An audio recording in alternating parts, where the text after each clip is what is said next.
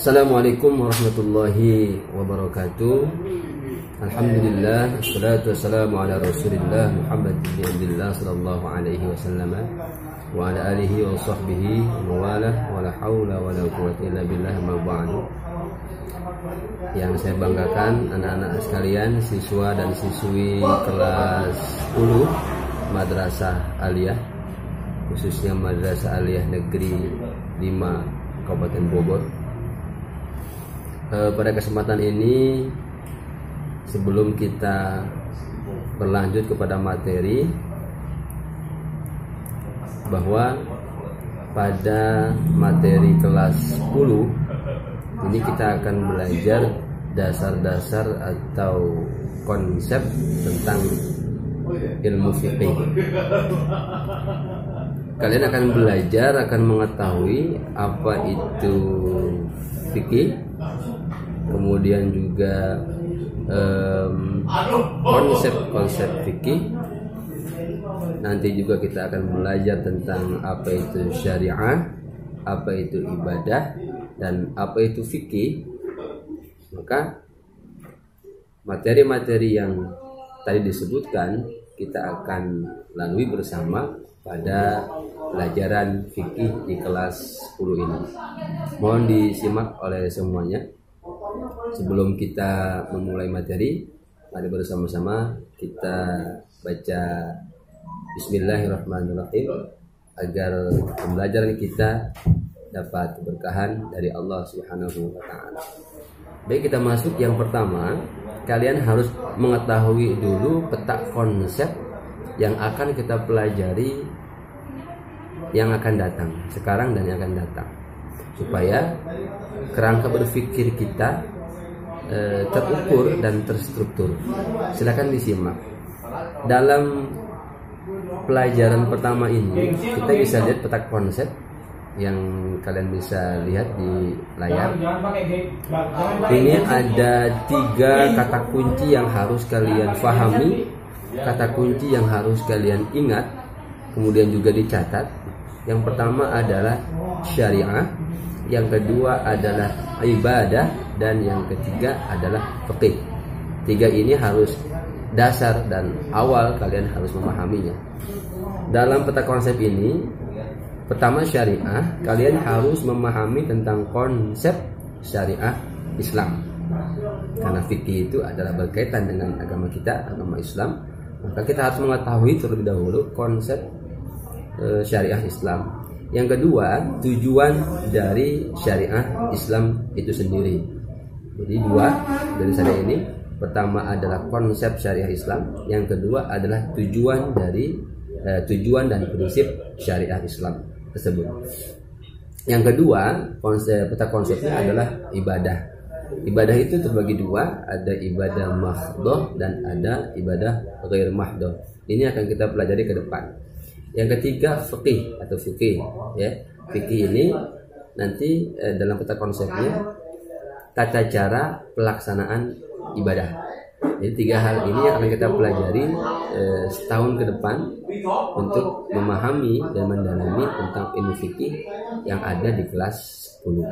Sekalian, kita lanjut kepada konsep fikih dalam Islam. Sebelum kita lebih jauh berbicara tentang konsep fikih dalam Islam, alangkah baiknya kita memahami apa itu fikih. Fikih kalau dalam bahasa Arab itu disebut fikhun, ya. Fikhun yang diambil dari asal kata faqiha yafqahu fiqhan, yang berarti fahmun amiq. Fahmun amiq itu adalah pemahaman yang mendalam, itu fikih. Jadi fahmun amiq, ya, diambil dari kata faqiha yafqahu fiqhan, atau juga disebut dengan fiqh. Namanya fahmun amiq, pemahaman yang mendalam, itu yang disebut dengan fikih. Karena fikih ini merupakan pemahaman yang mendalam, maka dalam ilmu fikih ini mensyaratkan pengerahan potensi akal secara maksimal. Jadi makanya ulama-ulama fikih itu betul-betul mengerahkan maksimal mungkin berpikir, meneliti tentang ilmu fikih atau yang berkaitan tentang fikih ini. Dan semua itu ada metodologi keilmuannya, metodologi keilmuan yang benar. Sebab kalau seandainya kita berpikir tanpa ada metodologi yang benar, maka bisa jadi nanti akan salah hasilnya. Jadi betul-betul ada sesuatu yang terstruktur dalam cara berpikir memahami ilmu fikih ini. Kemudian anak sekalian, ilmu fikih ini juga disebut sebagai salah satu bidang keilmuan dalam syariat Islam. Salah satu bidang keilmuan dalam syariat Islam yang secara khusus membahas persoalan hukum dan aturan yang terkait dengan berbagai aspek kehidupan manusia. Ini fikih. Jadi segala kehidupan kita dari mulai bangun tidur sampai dengan tidur lagi, atau dari mulai tidur sampai dengan bangun tidur, segala aktivitas kita ketika di luar tidur pun itu diatur dalam ilmu fikih, yaitu dengan dalam catatan yang berkaitan tentang ibadah kepada Allah Subhanahu wa taala, baik menyangkut individu, masyarakat maupun hubungan manusia dengan pencipta, yaitu Allah Subhanahu wa taala. Kemudian selanjutnya terkait dengan definisi fikih ini, memang tidak ada ditemukan definisi tunggal atau pengertian tunggal dari ilmu fikih.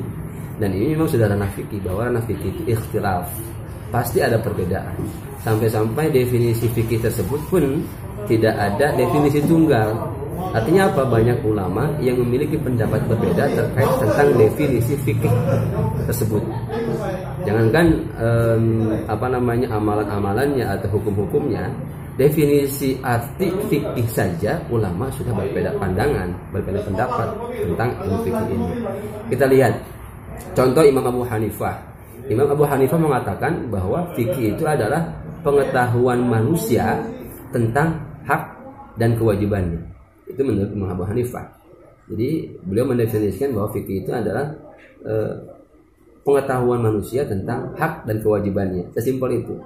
Kemudian juga fikih bisa dikatakan meliputi seluruh aspek kehidupan manusia dalam perspektif Islam, yang bisa masuk pada wilayah akidah, hukum, ibadah, dan akhlak. Ini kalau kita lihat Imam Abu Hanifah. Kemudian pada perkembangan selanjutnya, definisi yang paling populer, yang paling masyhur, yang paling dikenal oleh masyarakat Islam ya, di belahan dunia, yaitu definisi yang dikemukakan oleh Al-Amidi. Dia adalah ulama ahli usul fikih yang bermadhab Imam Syafi'i. Dia mengatakan bahwa fikih itu adalah ilmu tentang hukum syara' yang bersifat praktis, yang diperoleh melalui dalil yang terperinci. Ini adalah definisi yang populer.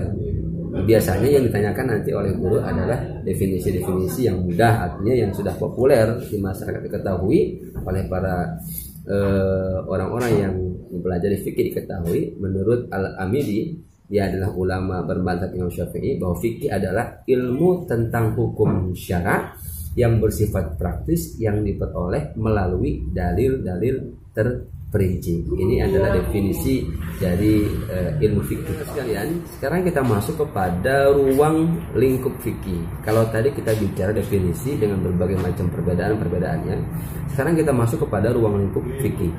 Ruang lingkup yang terdapat pada ilmu fikih ini adalah semua hukum yang berbentuk amaliyah yang diamalkan oleh setiap orang mukallaf. Ingat, mukallaf bukan mu'alaf. Kalau mu'alaf orang yang baru masuk Islam, ini mukallaf, yaitu orang yang balik berakal. Jadi ruang lingkup fikih itu semua hukum yang berbentuk amaliyah untuk diamalkan oleh setiap orang Islam yang mukallaf, yang balik dan berakal. Atau dalam kata lain, orang mukallaf itu orang yang sudah dibebani atau diberi tanggung jawab melaksanakan syariat Islam karena sudah balik dan berakal. Jadi orang yang sudah balik dan berakal, dia itu terbebani atau sudah dibebani dengan tanggung jawabnya untuk melaksanakan syariat Islam. Jadi kalian kalau sudah balik dan berakal, tidak gila, maka kalian sudah wajib untuk melaksanakan apa yang diperintahkan oleh Allah Subhanahu wa taala. Itu namanya mukallaf. Begitu anak-anak sekalian. Kemudian hukum yang diatur dalam fikih itu terdiri dari wajib, sunnah, mubah, makruh, dan haram. Di samping itu ada pula bentuk yang lain seperti sah, batal, benar, salah, dan sebagainya. Ini nanti ada pembahasan khusus tentang masalah itu, mana yang dikategorikan tentang sah, batal, kemudian juga wajib, sunnah. Ini masuk kepada bagian apa? Ya, itu nanti ada materi khususnya. Kemudian sekalian, objek atau sasaran pembicaraan atau pelajaran ilmu fikih adalah hukum yang berkaitan dengan perbuatan orang yang mukallaf, yaitu orang yang telah akil balik, kemudian mempunyai hak dan kewajiban. Adapun secara poin, ruang lingkup fikih itu meliputi, catat, yang pertama, hukum yang bertalian dengan hubungan manusia dengan sang pencipta, Allah Subhanahu wa taala. Hukum-hukum itu bertalian dengan hukum-hukum ibadah. Ini yang pertama. Yang kedua, ruang lingkupnya adalah hukum-hukum yang bertalian dengan muamalah, ya, muamalah, yaitu hukum-hukum yang mengatur hubungan manusia dengan sesamanya, baik pribadi maupun kelompok, gitu. Kemudian dalam hukum muamalah ini dirinci lagi menjadi 3. Ada hukum-hukum keluarga yang disebut al-ahwal asyakhsiyah, hukum keluarga. Ini mengatur manusia dalam atau dari sisi keluarga, namanya al-ahwal asyakhsiyah. Kalau nanti kalian kuliah di perguruan tinggi agama, ini ada jurusan al-ahwal asyakhsiyah. Yang kedua dari rincian hukum yang muamalah itu adalah hukum perdata. Hukum perdata itu hukum yang bertalian dengan manusia dengan hubungan hak kebendaan yang disebut muamalah madiyah namanya. Yang ketiga, hukum-hukum lain termasuk hukum-hukum yang bertalian dengan perekonomian dan keuangan yang disebut al-ahkam al-iktisadiyah wal maliyah, ya. Al-iktisadiyah wal maliyah. Inilah hukum-hukum Islam yang dibicarakan dalam kitab fikih dan terus berkembang. Jadi ini ruang lingkupnya harus paham semuanya bahwa ada ibadah, ada fikih muamalah, dan nanti ada fikih siasah dan keterangan-keterangan yang lainnya. Dengan sekalian, cukup ini yang dapat saya sampaikan untuk pertemuan kali ini. Pertemuan selanjutnya kita akan bahas tentang persinggungan antara fikih dengan syariah. Ini kita akan bahas di tayangan materi selanjutnya. Juga kita akan bahas contoh sederhana tentang perbedaan antara syariah, fikih dengan fikih dan bukan fikih. Kemudian nanti juga kita akan bahas sejarah perkembangan fikih tersebut. Makanya simak terus nanti di channel Layar Kamili untuk mengetahui kelanjutan dari materi kita. Di kelas 10 ini insya Allah kita akan belajar fikih dari mulai ibadah, muamalah, dan fikih yang berkaitan dengan kebutuhan kita sehari-hari. Sekian kita ucapkan alhamdulillah. Kurang lebihnya mohon maaf. Assalamualaikum warahmatullahi wabarakatuh.